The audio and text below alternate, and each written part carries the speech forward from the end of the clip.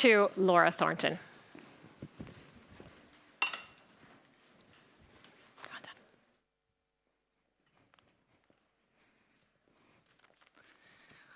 Well, welcome all. So this afternoon's panel is going to focus on the issue of trust in elections. I think we've all learned that countries can have all their election integrity measures intact. Regulations and legislation that meets best practice. Sufficient infrastructure and safeguards. Transparently selected and expert election management and administration. Fair dispute resolution procedures. But, if people do not believe in the legitimacy of the process or the legitimacy of the results, you face a crisis of trust not only of elections, but in democracy. After all, participation in and acceptance of a free and fair election is really the bare minimum of our democratic standards. Today, many countries are facing these difficulties. In some cases, distrust is deserved. Elections are rigged. In other cases, it's not. COVID-19 provisions to reduce the risk of infection presented more opportunities for doubt as countries introduced new special voting arrangements. Misinformation about elections have poisoned our media diet, building even more distrust. Our political leaders, some of them unfortunately, have also peddled in distrust on elections, even making it central to their campaigns. I think addressing this critical threat is going to involve a whole-of-society approach. We need to look across sectors, leadership in government, private sector, media, civil society, and we the people. We have to push back and build the faith. So I am absolutely delighted today to have a panel that represents different sectors. We have elected office in politics, media, research and intergovernmental organizations, and they can help us think through, what do we need to do? How do we do changes in policy, leadership, and society to build trust in elections? First, Congressman William Hurd, former congressman from the great state of Texas and my familial home. We also have Jamie Fly. Jamie Fly, president of Radio Free Europe, Radio Liberty, former GMF. And last, but certainly not least, my dear former colleague, Therese Pearce Laanela, who's head of elections for International IDEA. So, thank you all for being here. I'm going to start with you, Congressman Hurd. So, according to recent polls, 71% of Republicans believe 2020 elections were stolen. Biden is not the legitimate leader. Several factors have led to this breakdown in trust. Given our deep polarization, do you think politicians can and should play a role in rebuilding that faith?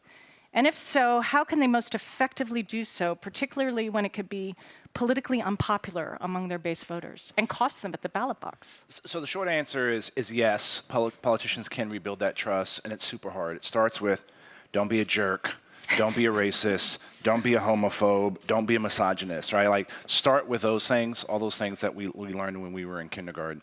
But it's something that the mayor in the last panel just mentioned. You actually have to deliver. Do something.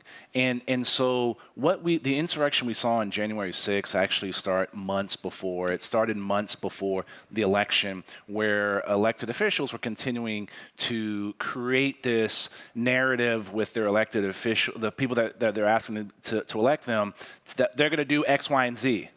And then you don't do X, Y, and Z, and then you blame it on somebody else. And so that creates this process of that further erosion of trust. So it's not just in our elected officials. We're seeing erosion of trust in all of our institutions, and it starts with those institutions delivering. In the US, one of the communities that has the most trust right now are businesses. Part of that is, guess what? They got to deliver a good or a service at a particular time, and it's got to work the way it's supposed to expect, or they're not going to be in existence. I think that's the reason. So we can get to that point where you rebuild that trust. It's long. It takes longer to build trust than it does to lose trust, yeah. and it's a long, arduous process, and we have to have elected officials that are committed to it. Indeed. Jamie. I lost, ergo it's fraud. Seems to be the new black.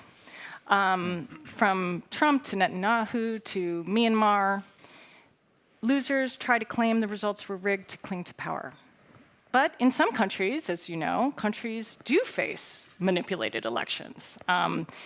So my question to you is, what's the role of media here? How can they shed a light on problems in elections, and so to push for reforms and change, but also bolster and back legitimate elections? I mean, how do you call the balls and strikes, and what sources do you rely on? Thanks, Laura. It's an important question, and I'm glad that Will brought up trust, because I think when you look at the role of media, it also boils down to trust ultimately. A lot of the challenges we have right now in the United States and in parts of the EU are because people have lost trust in independent media. They don't believe media are independent.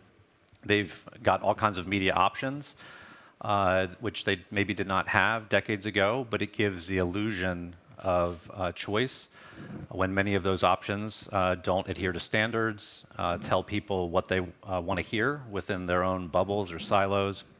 And so ultimately, it's then hard for media to play a role in accurately describing what happened in a contested election if the audience isn't going to believe them because they think the media is also in on the fix to a certain extent. The one thing I'd highlight from our experience is we operate mostly in unfree societies. We operate in 23 countries where the press is under assault, in some cases banned outright. It's illegal to do journalism in the countries we operate. We have, unfortunately, had to go back into some democracies in recent years, Romania, Bulgaria, and Hungary, because of democratic backsliding. But those markets for us are really the aberration, not the norm. And the one thing I just highlight for those unfree societies, which does give me some optimism, is that you have elections in a number of those countries. They're not free and fair. But we find that media can play an important role. They can highlight vote rigging. They can educate people about the process, about the flaws in the process that the regime has established. And in societies where media is often banned, we find that people actually have trust in our journalists. They have trust in the product of our journalism. And so hopefully that's something that maybe those of us in the West who enjoy those freedoms can look at and perhaps aspire to and be inspired by as we grapple with some of these issues that we're now facing in our own elections.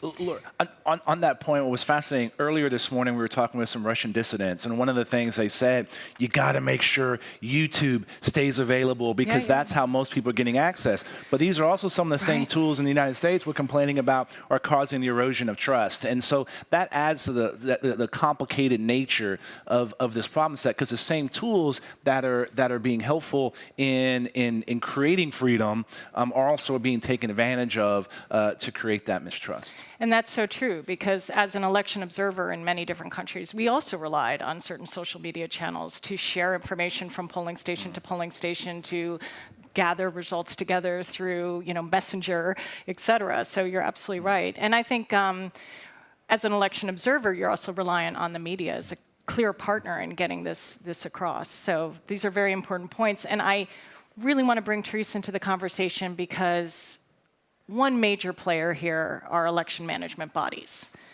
And you and I have lived in countries where literally conflict or peace is based on the work of the election management body.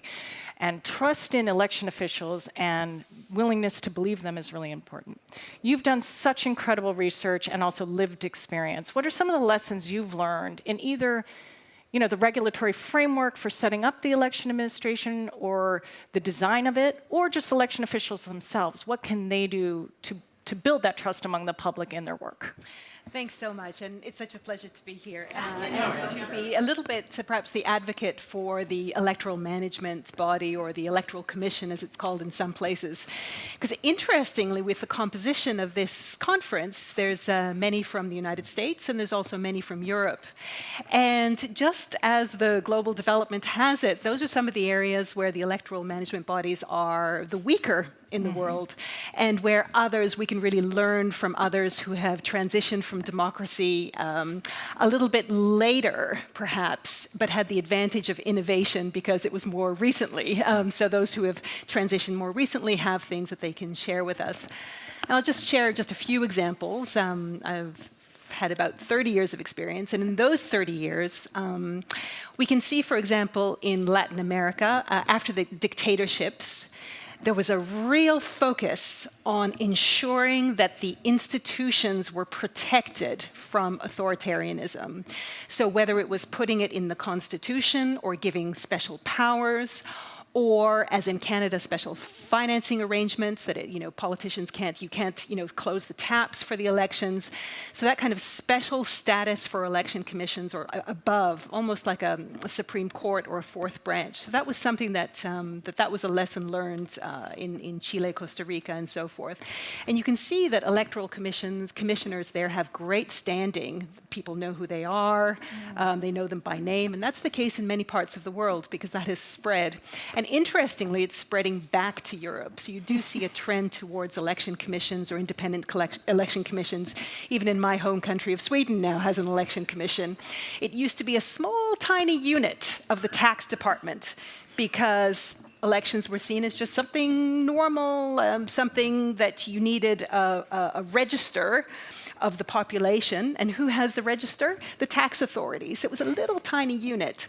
But now, learning from global practice, it is now an independent institution as well who does the policy work.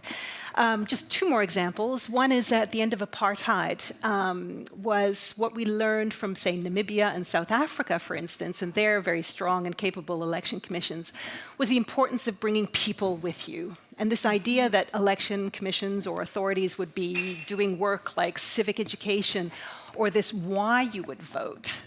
That wasn't something that was known before, and that practice has also spread, and I think is worth spreading still. And just a final example, not from a commission, but the example of people power in the Philippines. This idea that if you are thinking that these elections have not gone well, that people, in this case the Catholic Church leading, but that people would be watching. And that has spread to this idea of domestic monitoring, which I think is now finally making its way into the United States as well, but that is citizens being involved and really taking an interest in their own elections. So there's just three examples of how we can learn from other parts of the world, and I think this is South-North learning.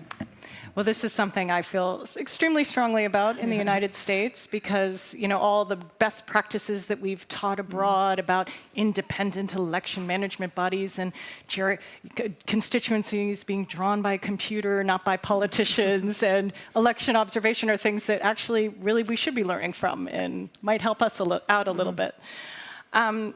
Congressman, we've seen, and we were talking about this earlier as well, we've seen how some countries' governments can play a role in building trust, but unfortunately in the US, this can be fraught. And we were talking with Senator Murphy about the Disinformation Board, for example. I agree, maybe not the greatest name, but what can we do how can a government successfully intervene to build trust in elections in their country without giving the impression of advantaging one candidate or political party over others? Well, in the U.S., you actually have, I think it's 10,000 plus election units because the elections are decided at the supreme local level.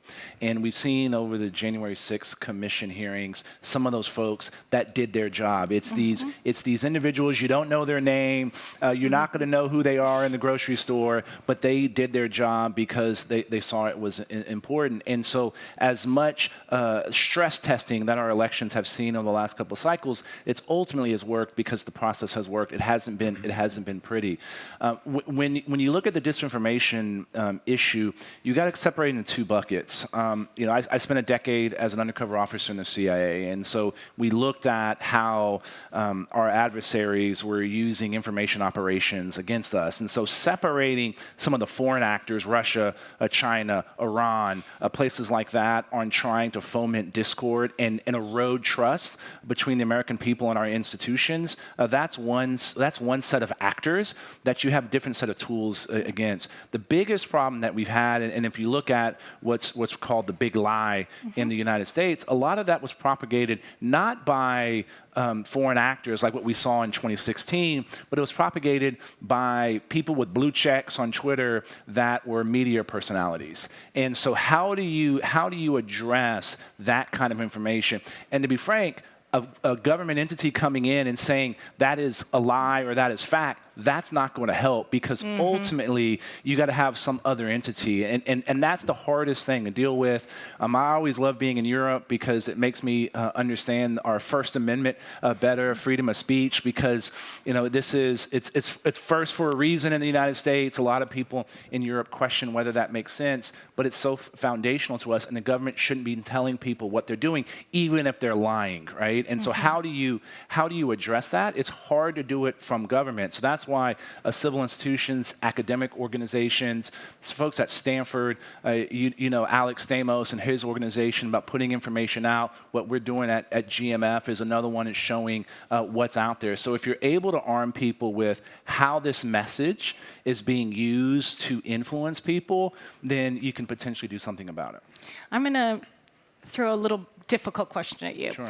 So, since you brought up disinformation, and one of the striking things to me at the January 6th hearings was Sterling from Georgia, and he, did the right thing and said the elections were legitimate, and he describes having this conversation with his family member, and his family member said, "Oh, but what about this?"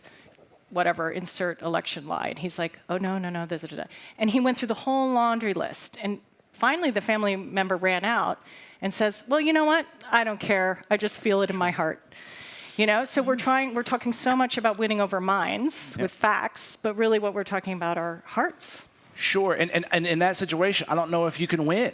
And so here's the difference. If you look at our elections between our general election and our primaries, in 2016, 60% of eligible voters voted. In 2020, that number was 67%. But in our primaries, the number was like 24% and 27%. A very small group of people that are actually voting.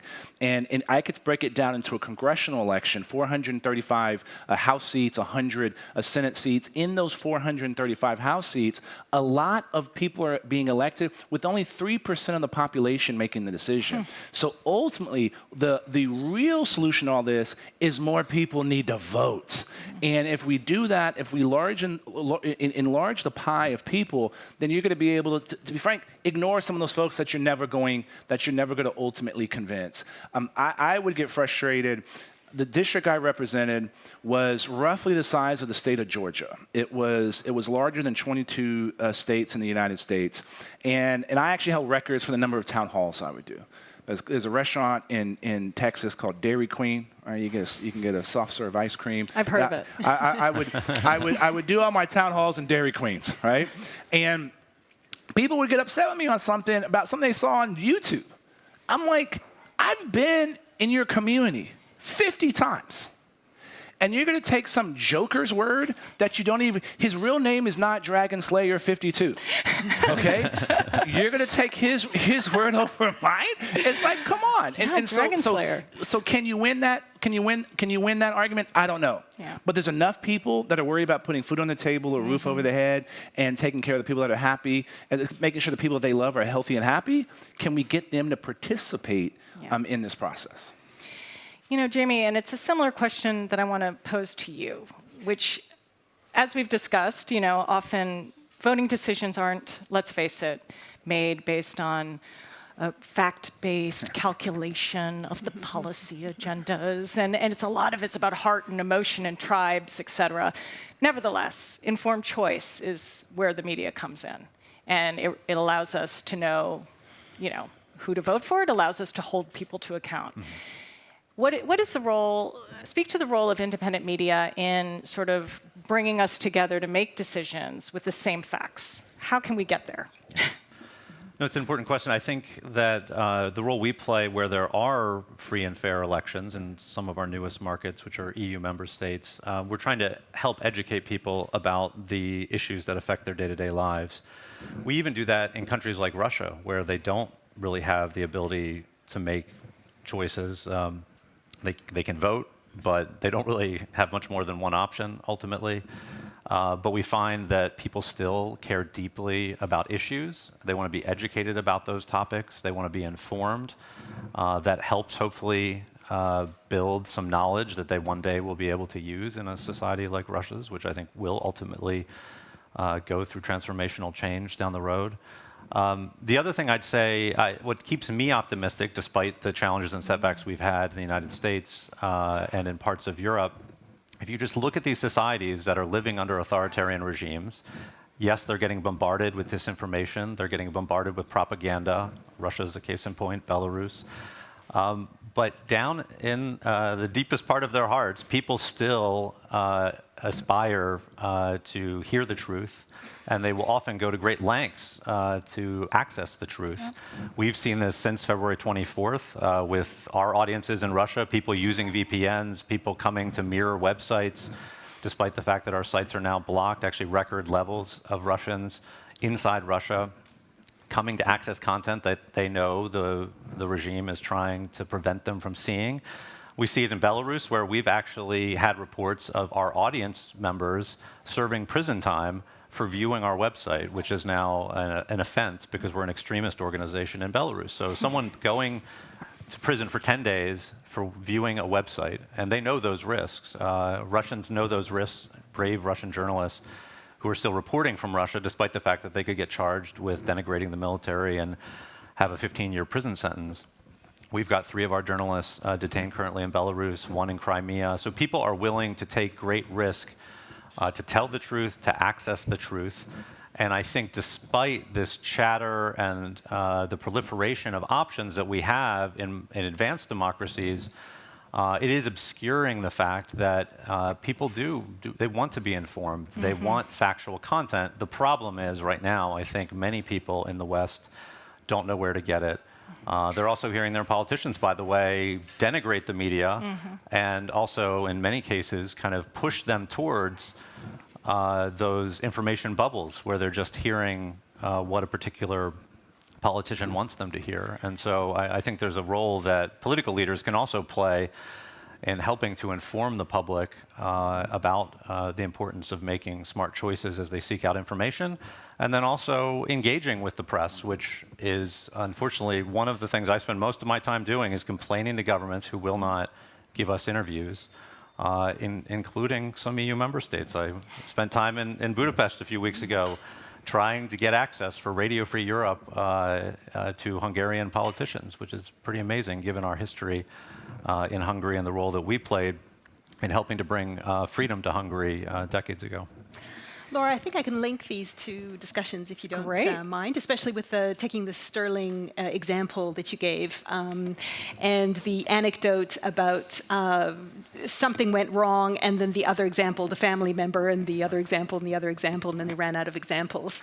And there is something particular about this moment in time, and there is a kind of a paradigm shift in how elections will be done. And I know that this conference is very much about that. Is that where are we heading towards? And for election administrators, especially for those who have been a little bit under the radar, they really can't be anymore. And the point that I want to make to connect these two is the importance of allies. That an election administrator, and here's a secret I need to tell anyone who has not been part of organizing an election, but no matter what anybody tells you, it is actually absolutely impossible to not make mistakes when you organize elections. And this is just it's just the way it is. And the reason for that is a little bit particular. Other institutions just don't have these particular parameters. So one is absolutely ruthless timelines. If you were rolling out a vaccination campaign, you could use your team and then you could kind of rotate them through. You can't do that for an election. You have to use an army of maybe new staff or staff. The last time they did it was 4 years ago. This is not what they do on a normal basis. Across a country which can be enormous in the most dense urban regions, in areas where people don't speak the official language, very remote regions, and yet they're all supposed to perform in the same way. So just logistically, you are going to make mistakes. You have no trial run. You have to get all the equipment out to these places, and you have to get very, very sensitive information back. Remember, the vote has to be secret, but the counting has to be transparent. And you're doing this with people who have had maybe a day's worth of training. So the way to build trust, unfortunately, I completely take your point and the mayor's point that trust is based on delivery. But delivery doesn't get you the whole way because you cannot deliver fully. So you need to pull other parts of your trust toolkit. And luckily, there are a few more tools in that box that you can pull on. And people trust for many different reasons, but they also trust your good intentions. So that's the kind of one that you might want to pull out if you're an election administrator. And that's my point about getting allies, is you need allies in all kinds of places. And election administrators, different cultures, of course, but many have been working as almost service delivery organizations. But they need to step into the shoes of being an institution of governance that is there to protect this public good that is our electoral democracy. So they're not just there to make sure that they procured the right boxes and so forth and transported it properly, but they have to defend the values. And because of these threats that we're seeing, the misinformation that you're talking about, but also the pandemic. Imagine organizing an election when you have social distancing and people aren't supposed to be meeting. How are they supposed to do that with the rules that existed? Or with climate change, if you're in California or in Australia or in Bangladesh with floods, how are you supposed to stay on the electoral calendar? And so to be able to handle all of these situations, you need allies. Whether it's in a pandemic, you need to fast start working with public health authorities. If it's misinformation, working with platforms. If it's cybersecurity, working with security agencies. These are not habits that exist from before, but these are habits that we have to take moving forward. But I want to add one more, and this is to speak to Jamie's point, and that's the people. And the people, if they do understand about elections and understand that it is something worth protecting, they will protect election commissions. And this has been seen in Indonesia, for example, when the parliament tried to take away certain powers of independence, civil society was there to protect them. So because they had been involved, they were on the side of the election commission if it was doing its job. So I want to keep with you for just a second, and then I really want to let people weigh in. But something that we talked about in the past, and it intrigued me, because I lump these trust issues together. Like trust in media is so linked to trust in elections, which is so linked to trust in democracy, right? But you were saying trust in elections is slightly different from trust in other institutions. It's different partly because of the logistics, the fact that you cannot rely only on delivery. Right. But it's compounded by the stakes. And that is, and you were mentioning it before, this idea of losers. Most people in an election will lose. Most of the candidates will not gain office. And so this makes, it means not necessarily trying to game the system. As you said, you made it sound as if it was a deliberate, I lost, I know I lost. But many times it is genuine. This sense of agitation, the closer you get to an election and you go, how did I not get the time on the television that this person got? How come I was hit with political financing regulation and this one wasn't? So that sense of unfairness starts to build. And the election management authorities come under attack for those types of decisions. So those stakes really make it different. And I want to add one more thing about stakes, and that is the geopolitical stakes of a contested election. If a result isn't accepted, what could happen? And those of us, all of us who remember Kenya in 2009, yes. The most stable part of East Africa, almost descended into civil war because of a mismanaged vote count. It wasn't a rigged election, it was a mismanaged vote count. And the region plummeted. And the stakes are very high, and that is what makes trust in elections different. Indeed. I see hands already up. Person in the back with white jacket. Hey, thank you very much. I'm Kimberly. I work in tech policy in Germany, and you covered a lot of ground, so I want to add 2 more points because I'm curious to hear your perspectives on that. The first one is talking about digital elections. So what's your position in that? And then, as I'm here with the Young Professionals Summit, I'd also be curious to hear what's your idea on lowering the voting age, because rebuilding trust in elections really also is a lot about rebuilding trust in institutions and in democracy in general. Thank you. Interesting point. Who would like to take that?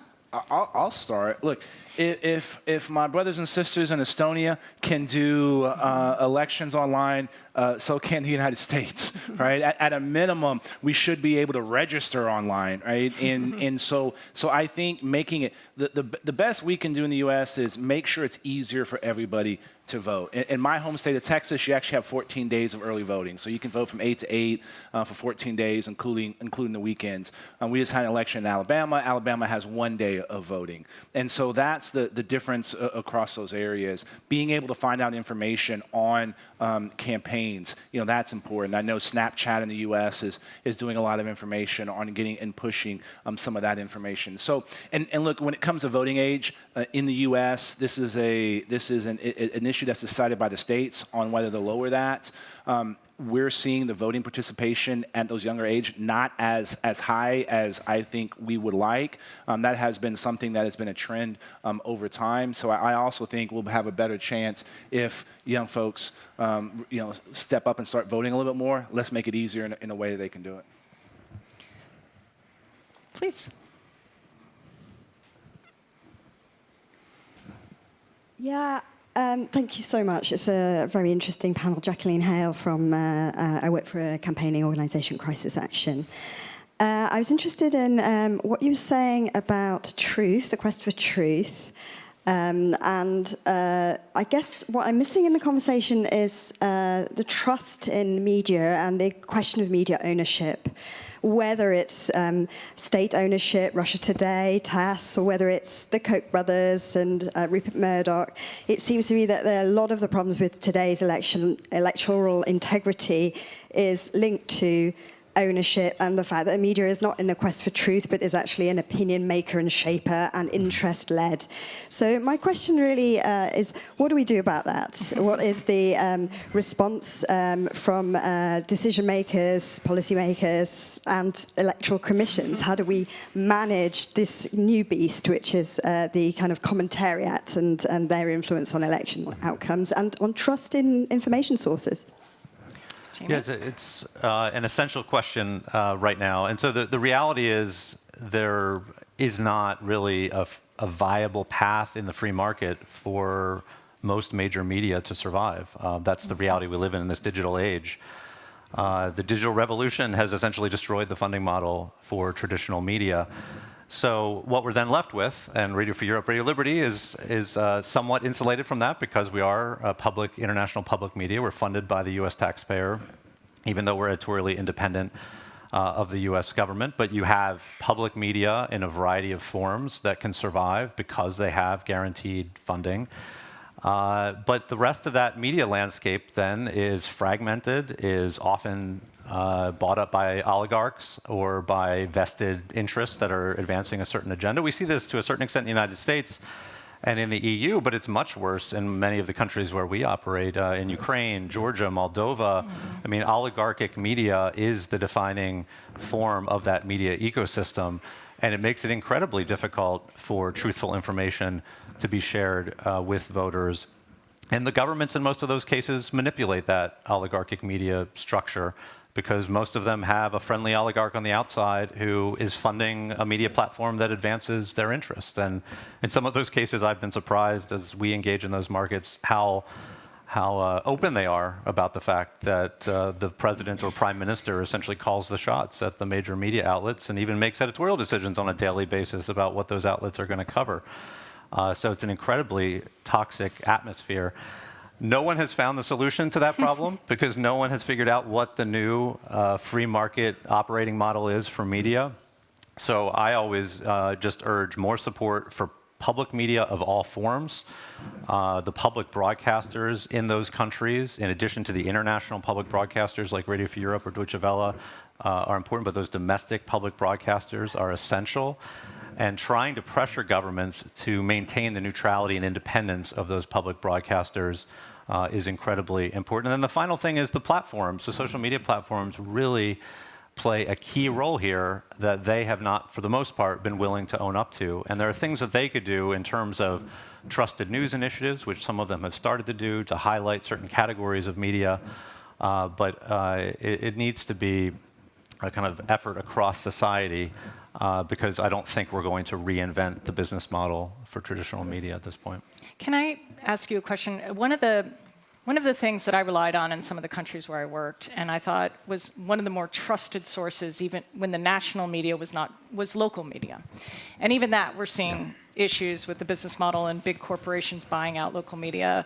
But in the places you're working, are you seeing, is there an attempt to try to build up the local media when they're reporting on things that often are less toxic? It's about the roads and the kindergartens and... Yeah, local media play an important role, and the donor countries fund many small, struggling, local, independent media, and that's incredibly important. We, although we're not a grant-making organization, we try to partner with those local outlets, sometimes to give them some protection on a story, to elevate their work. But the challenge is, in many of our markets, as soon as the government cracks down, those outlets get wiped out. Yeah. They're the first to go. They have no protection. And even those that survive, I've had local journalists say to me, because you are here and you report on A, B, and C, we can at least report A. But if they reported B and C, they would get shut down, whereas we, because of our US government funding, are less likely to get shut down. So that's a very fragile part of the ecosystem, but I think it's a part of the media ecosystem in these countries that should be supported nonetheless. Well, I think maybe one more question. Yes. Justice Forrest, University of Nevada, Reno. Representative Hurd, heading into the 2022 midterm elections, we've seen issues with both restrictions in voter access all across the United States, as well as issues with gerrymandering of districts. How do we maintain public trust and the integrity of our electoral systems while simultaneously seeing issues with that same integrity nationwide? Sure. Again, go back to increase access to voting, the ability to vote, and make it easier for people to register and do all those things. And ultimately, I'll use my home state as an example. If you only read national newspapers, you would have thought that people were burning votes in barrels in Texas. That wasn't necessarily the case. But we had a primary. 1.8 million Republicans voted, 1.2 million Democrats voted, out of 30 million possible voters, right? That's a terrible turnout. And that was not all because there wasn't ability to vote. Like I said, 14 days to vote. You can register 30 days in advance. You can request mail-in ballots. So the issue is, I actually think people are not talking about the issues that people care about, which is keeping people at home. And so part of this is the opportunity is to talk to those folks that aren't coming out and appeal to the things that they care about. Oftentimes it's different than the things that we see on social media and cable news. And so that I wish I can say if we do these three things, everything's going to be perfect. You may have some of those because put her in charge. Would be step one in order to do that. Well, I'm afraid that we're out of time, and I think we end these sessions as we always do, perhaps with more questions than answers. But thank you so much to Congressman and Jamie Fly and Therese, my old friend, and thank you all.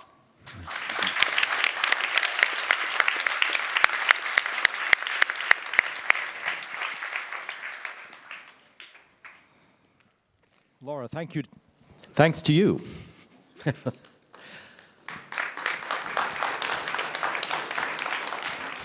So we've come to our last main session of the day before the breakout dinners, and it's actually a very, very special one.